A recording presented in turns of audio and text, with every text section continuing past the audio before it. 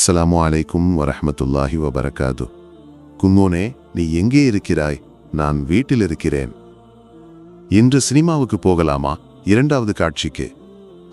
நான் அதை பற்றி சொல்ல போனேன். போகலாம். அம்மா, இன்று இரவு எனக்கு சோறு எடுத்து வைக்க வேண்டாம். நான் படத்துக்கு போய்விட்டு வருகிறேன். வெளியில் சாப்பிட்டு முடித்துக் கொள்கிறேன். மகனே, இரவு படத்துக்கு போவது உனக்கு வீட்டிலிருந்து மரியாதையாக இருக்க முடியாதா? அம்மா, இன்று போய்விடுகிறேன்.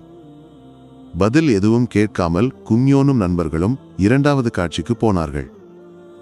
இரவு மிகவும் தாமதமாக வீட்டுக்கு வந்தான். ஒரு சாவி குஞ்ஞோனின் கையில் இருந்ததால் கதவை திறந்து உள்ளே சென்று நேராக படுக்கையில் படுத்து உறங்கினான். படுக்கையில் இருந்த அப்பாவின் அருகில் நிற்க நேரமில்லாமல் குஞ்ஞோன் எந்த கட்டுப்பாடுமின்றி வாழ்ந்து கொண்டிருந்தான். சிறிய சிகரெட் புகைப்பதில் தொடங்கியது மதுவிலும் போதைப் பொருளிலும் அவனை இட்டுச் சென்றது. மகனே, உன் அப்பாவை பற்றியாவது நினைத்து நீ ஒழுக்கமாக இருக்க முடியாதா? உன் நண்பர்கள் எல்லாம் சரியில்லை. மகனே, என் அப்பா ஒரு ஹாஜி அல்லவா? உனக்கு என்ன ஆயிற்று? நீங்கள் எல்லாம் போய்விடுங்கள். என்னை அறிவுரை கூற நீங்கள் யார்? முதலில் உங்கள் வீட்டில் உள்ளவர்களுக்கு அறிவுரை கூறுங்கள். பலர் அவனை அணுகி பேச முயன்றனர். ஆனால் வயதுக்கு மரியாதை கூட காட்டாமல் முகத்தில் அரைந்தது போல குஞ்ஞோன் அந்த மனிதரிடம் பேசினான். அவர் அப்பாவின் நெருங்கிய நண்பராக இருந்தவர், அப்பாவுக்கு நிகரான மதிப்பு உள்ளவர். குஞ்ஞோனே, இந்த மஹரிப் நேரத்தில் ஒரு தொழுகை செய்ய முடியாதா? டிவியை திறந்து வைக்காதே, அம்மா குர்ஆன் ஓதட்டும். அம்மா, அறைக்கு போய்க் கொள்ளுங்கள், கதவை மூடி ஓதிக்கொள்ளுங்கள். இங்கே நல்ல நிகழ்ச்சி நடக்கும்போது நீங்கள் தொழுகை பேச்சு. தன் மகனின் தவறான வழியை எப்படி மாற்றுவது என்று கண்ணீருடன் இறைவனிடம் பிரார்த்தனை செய்து கொண்டிருந்தார் அந்த அம்மா. தங்கையிடம் அவளுக்கு ஏதாவது தேவையா, அவசியமா என்று கேட்பதோ அன்பாக நடந்து கொள்ளவோ கூட அவனால் முடியவில்லை. சிகரெட் மற்றும் மதுவால், ஊராராலும் உறவினராலும் அவனது செயல்களால் பொறுமை இழந்த வார்த்தைகள் அப்பாவின் இதயத்தின் நரம்புகளை இறுக்கிக் கொண்டிருந்தன. இறைவன் இருக்கிறானா ஆசியா? மூப்பவர்களே, எனக்கு எந்த நம்பிக்கையும் இல்லை. தொழுகை என்றெல்லாம் முட்டாள்கள்.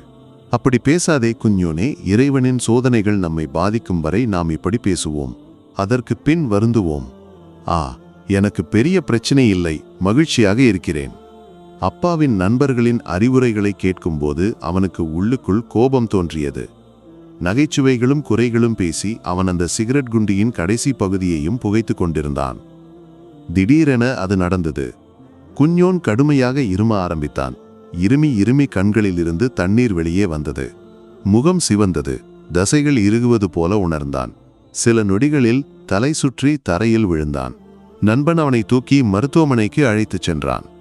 அப்பாவின் தங்கையின் மகன் மருத்துவராக இருந்தான். அவனிடம் கொண்டு சென்றனர். மதுவின் வாடை அவனது உடலை துர்நாற்றத்தால் நிரப்பியிருந்தது. பரிசோதனைக்கு பின் மருத்துவர் கூறினார், குஞ்ஞோனே, சொல்லப்போவதை பொறுமையாக கேள். என்ன ரஷிதே? டேய், இதற்கு முன் உனக்கு இப்படி ரத்தம் வந்திருக்கிறதா? பயத்துடன் குஞ்ஞோன் கேட்டான். இல்லை ரஷிதே. என்ன விஷயம் சொல். டேய், உனக்கு இரத்த புற்றுநோய். ஒரு நிமிடம் அவனது கண்களில் இருள் மூடியது. அருகிலிருந்த நாற்காலியில் அமர்ந்தான். வாழ்க்கையில் முதல் முறையாக அவன் அழுதான். அப்பாவையும் அம்மாவையும் தங்கையையும் அவன் அன்றுதான் உண்மையாக பார்த்தான். ரஷீதே, நான் இறந்து போவேனா? டேய், நீ வருத்தப்படாதே. முதலில் இந்த புகைப்பதை நிறுத்து, வழி கிடைக்கும். ஒன்றும் பேசாமல் அவன் அங்கிருந்து வெளியேறினான். நாட்கள் கடந்தன. அவனது ஆரோக்கியமான உடல் மெலிய தொடங்கியது. முடிகளுக்கு இடையில் வலி துளைக்க ஆரம்பித்த போது அவன் வீட்டின் ஒரு மூலையில் அமர்ந்து அழ ஆரம்பித்தான். அம்மா அவனை அளவில்லாமல் அன்பு செய்வதை பார்த்தபோது அவனால் வருத்தத்தை அடக்க முடியாமல் அம்மாவை கட்டிப்பிடித்து அழ ஆரம்பித்தான். நோயுடன் படுக்கையில் இருந்த அப்பாவின் பக்கத்தில் அவன் தொடர்ந்து இருந்து அப்பா சொல்வதை எல்லாம் கேட்க ஆரம்பித்தான். இதுவரை அண்ணனின் அன்பு கிடைக்காத தங்கையை கையை பிடித்து அவன் கடைவீதிக்கு அழைத்துச் சென்றான். அவளுக்கு தேவையானவற்றை வாங்கி தருவதாக கூறி அரவணைத்து அழைத்துச் சென்றான். அவனது மாற்றம் அவனால் பொறுமை இழந்தவர்களையும் வேதனைப்படுத்தியது. அப்பாவின் நெருங்கிய நண்பரின் வீட்டுக்கு சென்று மன்னிப்பு கேட்டபோது அவர் கூறினார், உன் அப்பா உன்னிடம் சொல்ல வேண்டியதைத்தான் நான் சொன்னேன் மகனே. உன் இந்த நிலையை என்னால் பார்க்க முடியவில்லை. நேற்று உன் அம்மா என்னிடம் சொன்னது, என் குஞ்ஞோனிடம் ஒரு தொழுகை செய்யச் சொல்லுங்கள் என்று. அவர் அழுதார். தலையிலுள்ள முடியெல்லாம் உதிர்ந்து அவன் அவலட்சணமாக ஆரம்பித்தபோது கடந்த காலத்தை நினைத்து பார்த்தான். சிறுநீர் பரிசோதனை தவிர பள்ளிவாசலுக்கு அவன் சென்றதில்லை. பெரியவர்களை மதிக்க கற்றுக்கொள்ளவில்லை. நான் என்ற அகங்காரி அவனை வேறு எதையோ ஆக்கியிருந்தான். மனம் வருந்தும் உலகத்துக்கு முதல் முறையாக அவன் நுழைந்தான். ரம்ஜானில் இரவு உணவு தவிர சுப்ஹியின் மனத்தை அவன் உணர்ந்ததில்லை. மிகவும் தாமதமாக ஃபேஸ்புக், வாட்ஸ்ஆப்பில் நேரத்தை செலவழித்து நாட்களை தள்ளிக் கொண்டிருந்தான். முதல் முறையாக அவன் சதகா கொடுத்து ஒரு முதிய பெண்ணுக்கு உதவினான்.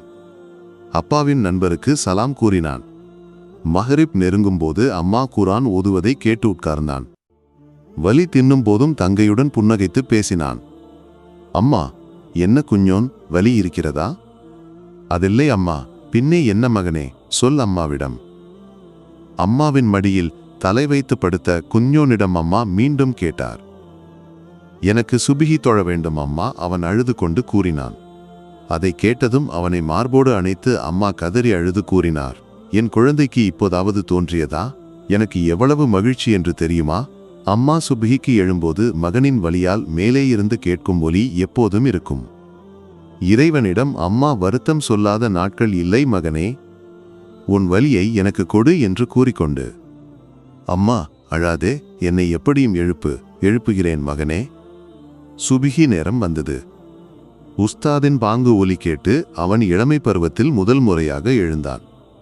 அம்மா உழு செய்ய உதவினார். அவனுக்கு தொழுகைக்கு பாய் விரித்து கொடுத்தார். அருகிலிருந்த அம்மாவும் தொழுகைக்கு நின்றார்.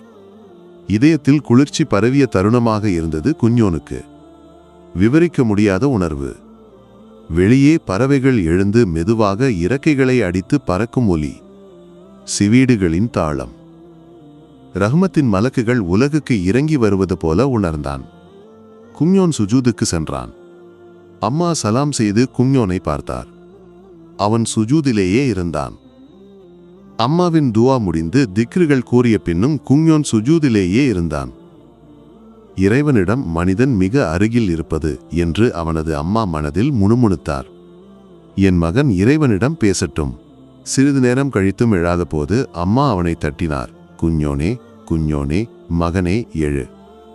இன்று போதும் மகனே எழு. அவனை எழுப்பிய போது தொழுகை பாயில் அவனது மூக்கில் இருந்து இரத்தம் வழிந்து அவன் அசையாமல் மல்லாந்து விழுந்தான். அதனால் கதறிய அம்மாவின் குரலை கேட்டு ஓடி வந்த தங்கை அண்ணனை கட்டிப்பிடித்து அழ ஆரம்பித்தாள். நம் குழந்தையை இறைவன் அழைத்து கொண்டான். அப்பாவின் அருகில் சென்று விம்மிய அம்மாவை கைகளால் தட்டி ஆறுதல் கூறிய அப்பா கூறினார், இன்னா லில்லாஹி வ இன்னா இலைஹி ராஜிஊன். முதல் முறையாக அவனது வாழ்க்கையில் மிக மதிப்புமிக்க வயதில் சுபிஹிக்கு எழுந்து அவனது கடைசி தொழுகைக்காக. இனி காலண்டர்கள் தொங்காத உலகில் பல சுபிஹிகளை அனுபவிக்க அவனை 2 கல்லறை கற்களுக்கு இடையில் புதைத்தனர். இந்த பதிவு ஒரு நினைவூட்டல். இதில் ஒரு குஞ்சோன் நாம் ஒவ்வொருவரும் என்று புரிந்து கொள்ளுங்கள். இல்லையெனில் ஆகலாம். நம்மில் எத்தனை பேர் தொழுகைக்காக உறுதியுடன் அர்ப்பணிப்பு செய்கிறோம் என்று சிந்தித்து பாருங்கள். மனதில் தட்டி உறுதியாகச் சொல்ல தைரியம் உள்ளதா சகோதரர்களே? நமக்கு எந்த நிமிடமும் எதுவும் நடக்கலாம். அதற்கு முன் ஒரே ஒரு விஷயத்தை நினைவில் கொள்ளுங்கள். உன்னை தொழப்படுவதற்கு முன் அல்லாஹ் சுப்ஹானஹு வ தஆலா தொழுகையை நிலைநிறுத்துபவர்களில் நம்மை உள்ளடக்கட்டும். ஆமீன். இந்த வீடியோ உங்களுக்கு எட்ட காரணமானவர்களுக்கு மறக்காமல் துஆ செய்யுங்கள். இன்ஷா அல்லாஹ் மற்றொரு வீடியோவுடன் பின்னர் சந்திப்போம். துஆவுடன். அஸ்ஸலாமு அலைக்கும் வரஹ்மத்துல்லாஹி வபரகாதுஹு.